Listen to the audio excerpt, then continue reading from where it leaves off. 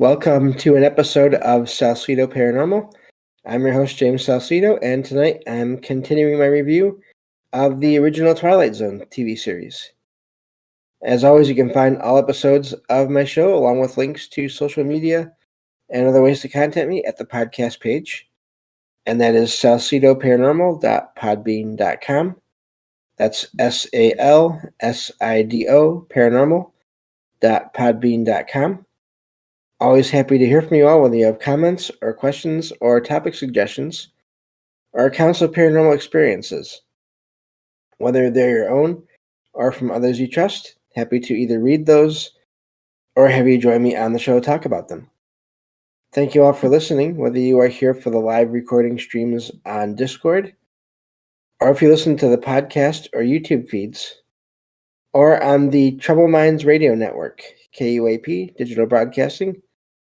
There you can hear replays of 2 episodes of my show every night at 6 p.m. Pacific, 9 p.m. Eastern, right before Trouble Minds Radio comes on. And as always, I want to thank Michael Strange, host of Trouble Minds Radio, for having me on the network and putting my shows up there. If you'd like to support my show, you can do that in different ways. You can share the show with others. You can rate and review the show on your favorite podcast platform. You can find books I've written over on Amazon, paranormal fiction and nonfiction, as well as my most recent release, Salsido Paranormal Experiences. You can also sign up for the Patreon page and get 1 extra episode of True Paranormal Stories from the web whenever possible. Or you can just send donations through PayPal, one-time donations through PayPal. Support is never expected, but always appreciated, as there are expenses in making these shows, from equipment to research materials to travel expenses in some cases. And I think that takes care of everything there, so I can get right to the material here. So, moving on to episode 29 of Season 1 of The Twilight Zone here.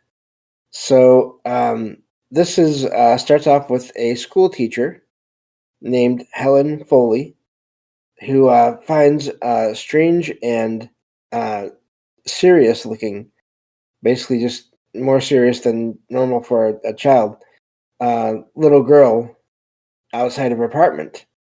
And her name, the girl gives her name as being Marky. And it's and this little girl is on the stairs outside of Helen's apartment, and she's singing Twinkle, Twinkle Little Star.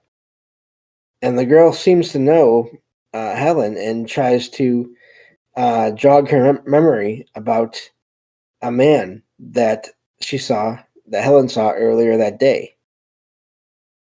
And Helen takes a while, but Helen does start to remember things here and there. And as they're talking, first of all, Helen asks the girl if she wants any hot chocolate, and the girl agrees. And they sit down and talk. And this whole time, this little girl Marky is saying things that are unsettling to Helen. And eventually, they get done talking, and the girl says that someone is coming, and she's afraid of this someone, and ends up running out through the back door of the apartment. And so just after this, the man that actually Marky was talking about arrives at the apartment, and so the man turns out to be Peter Selden. Wow, that for a second there, the LD looked like a K, but then it wasn't. Sorry, my eyes can be make things look weird sometimes. So Peter Selden, who explains that he worked for Helen's mother back when Helen was a little girl, about the age of Marky. Also, even I could tell when I watched the episode. I'm not sure how they did it exactly, if they just found two people, a girl and a woman, but you can see sort of similarities in their faces as well. Even I can notice that.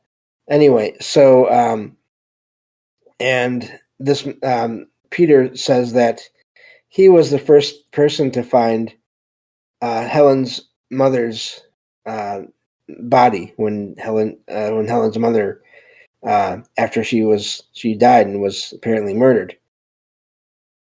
And apparently Helen had seen the crime happen, but had blocked it out of her memory. And when she mentions Marky to this Peter Selden, tells him about this strange little girl that she happened to meet the same day. Peter Selden tells her that that's interesting because Helen's own nickname as a child was Marky, and he shows her an old picture of herself, and it looks very much like, if it's not the same girl, it's a very similar looking girl. I'm not the best with visuals there, but it's really amazing. So the girl in the picture does appear to be identical to the girl Helen had just met. So when Peter leaves, Helen starts to remember the night of the murder and the man rushing toward her after murdering her mother, Helen's mother. And of course, then the man ran out of the room. So Marky reappears and tells Helen that she is Helen herself as a girl, and that she's there to force Helen to remember everything that happened in the past, to basically undo the block of the memories of that night. And so suddenly, as Helen is trying to process all this, Peter suddenly returns and confesses to the murder. And of course, he tells Helen that her mother had discovered him pretty much cooking the books, as they call it, basically embezzling, and so she caught Helen's mother had caught him basically doing criminal acts with the money at their workplace. And even though and despite him asking Helen's mother to work with him, she would not do that, and she was going to report him to the police. And Peter Selden ended up strangling Helen's mother. And and of course, he ends up killing her, even though and strangling her, even though even while Helen was there. So, and he always wondered if Helen would remember, and always wanted to be there in case she did, so that he could basically finish his take care of the last witness to everything he did, and which meant killing Helen. So they get into a struggle, and Helen manages to escape Peter's escape Peter, but in the struggle, which leads to him falling down some stairs, which ends up killing him. So after that, of course, the police are called, and when she gets back to her apartment, she hears a little girl's voice singing that same song again, "Twinkle, Twinkle, Little Star." And but she opens the door, the back door to her apartment, and finds another girl, a different girl, regular girl, singing that same song, and to a doll that she had with her in the same place where Marky had been. So, and at this point, she doesn't recognize the girl and tells the girl that she has a lovely smile and to never lose it. So that's basically the end of that. The police are there, of course, and the detective and a doctor are talking, and the detective is trying to figure out what happened and why, what the story is behind Helen's claims of there being this little girl. And this doctor says it was Helen all along, basically, um, creating this image and these sounds of this little girl to help her get her memory back as sort of a defense mechanism against this man that had been the one that had killed her mother.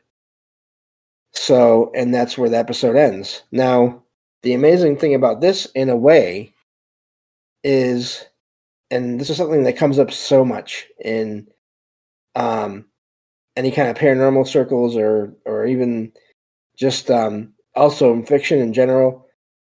What I wonder about this is, I think that in a way you might be able to say that the doctor in that case could have been partially right, but it also could have been some kind of a thought form that Helen made without realizing it to do just what the doctor said, uh, described, to get her to get past that block in her memory, because she somehow knew that this man that had just supposedly been stopping or going through town at the time was really dangerous, and her mind was trying to tell her this somehow, because she had seen him driving down the street earlier that day as well. So, and that was part of the conversation with Marky, because Marky had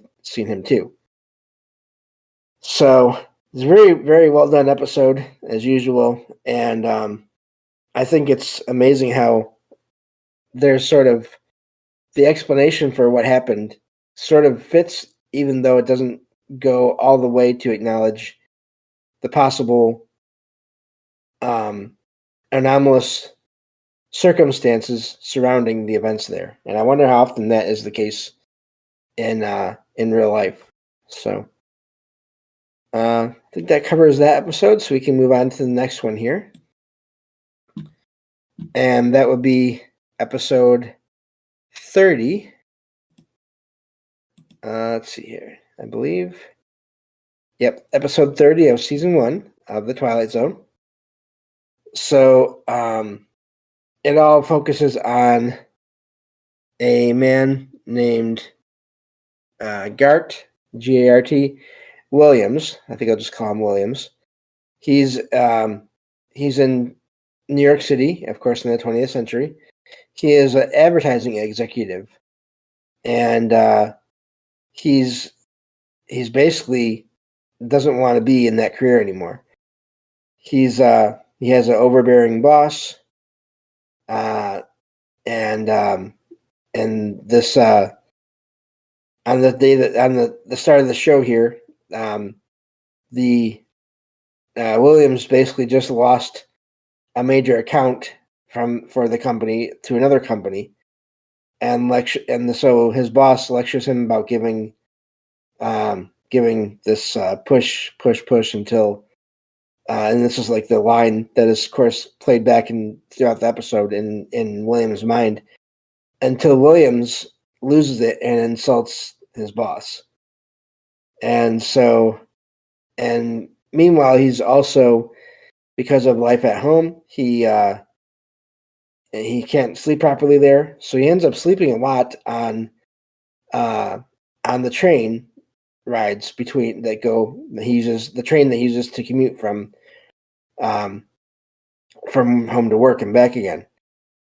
And so, and of course, this episode is set in winter, so when he looks outside, all he sees is winter and snow and cold, and sort of a mirroring of the world that he's in at that time there. So one of these times when he's sitting in the train and he falls asleep, he thinks he wakes up. He looks around and he wakes up, and he finds the train is stopped and that it's an older looking train than the one he was in. And it appears he's back in a 19th century railway car. And it's deserted. No one else, no other riders there except for himself. And the sun is bright outside, and it appears to be a summer day. And he finds that the train is in a town called Willoughby.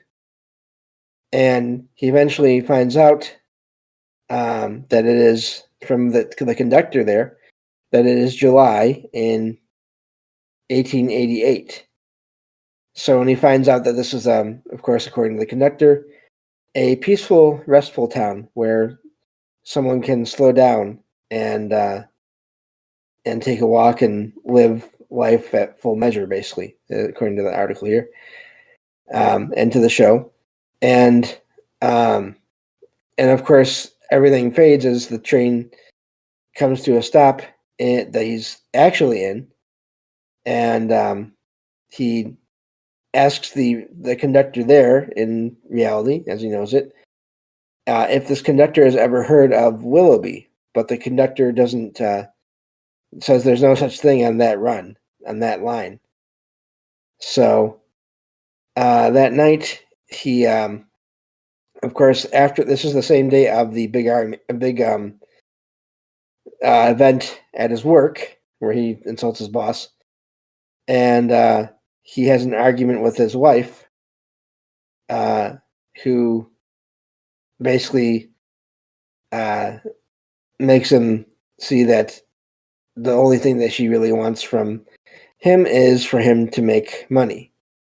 And he tells her about this town, and she's just not interested. Also, you find out in the section that he was not fired from that company after all. But in there, it's sort of before she leaves the room, she tells him that he was born too late, and implying that he should have been born in a different time period, such as maybe the 1800s. And she says that his big dream in life is to be Huckleberry Finn. So, and so next time you see him, he's in the train again, and he falls asleep again, of course, because he can't sleep at home. And he finds that he's back on this old train when he's in this dream here, and everything is the same as before. And this time the dream goes on a little bit further as he's getting ready to get off the train, but he doesn't make it, and the train starts to move, and so he's unable to get off of it, and he wakes up in the present.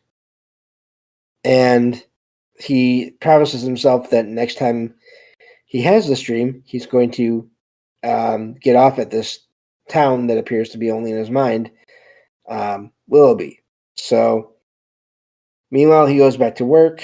He calls his wife from work, and she ends up abandoning him while he's at work. On the way home, again, of course, he falls asleep, and he finds himself on this old-fashioned train. And this time, as the conductor tells him that they're back at Willoughby again, Williams gets off the train right away and steps into this town. And of course is greeted by everyone there warmly and welcoming him there. And so meanwhile, the show, there's this grandfather clock that they used to sort of fade out of that scene and back into the swinging lantern of a railroad engineer who is standing over William's body, who and they're talking to the engineer and the police that what they saw there on the train was apparently what seems to be, to me anyway, William's sleep, sort of moving in his sleep, to get off the train. But of course, in the real world, it was moving. And they were trying to figure out why he did what he did. And of course, they mentioned Willoughby again. And of course, he passed. He died once he jumped out of the train. And of course, the hearse is called, and the back door of the hearse, on the back door of the hearse, the name of the company, the funeral home, is Willoughby and Son. So so then you have to wonder, is it sort of what was the connection there? If he had never heard of this town, then how did he know about it? And was there ever a town in that area? Or was it somehow a connection to maybe like a premonition of his passing, of him having a sort of an unfortunate end? I have no idea, but it makes me wonder about consciousness and how it seems to be able to go out of the body.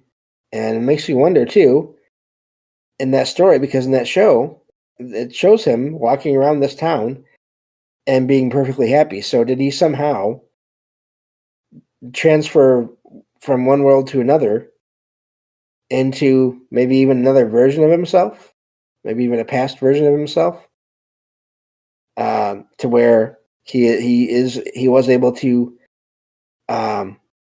live that different life that he wanted, and that maybe he was meant for, or at least he thinks he was meant for, and everyone around him seemed to think he was meant for. While, of course, in the real world, as far as he knew it originally, he ended up passing away. And ironic enough, I found, and I think it's in my show documents for a future episode of my show. So I'll just say that I found an account from someone who believes that after they had an accident where they nearly died, they think that they did die, and they have these they've noticed things about the world and people in it, and that don't make sense, and that seem to be different than what they remember about it. And even their family say that they are different. They're in different ways there. So I wonder if in some cases consciousness can travel or be moved from one place to another, or one version of oneself to another, in cases where one version ends up passing on. I have no idea, but this possibility seems to be out there today, and here you have this TV show that, whether they meant to or not, I don't know, but seems to maybe hint at that possibility, at least in a way. So that was an amazing episode, and even though it was definitely dark in its own way. And yeah, I think that's all the time we have for this episode here. But thank you all for being here and listening. As always, please check out all the links in my episode descriptions, especially those that go to friends of the show, for more specific episodes where I have guests. I will always include links to their own projects whenever they have them. So please check all those out. And yeah, that's it for now. Thank you all for listening. I will talk to you all next time on Salsidoparanormal. Take care.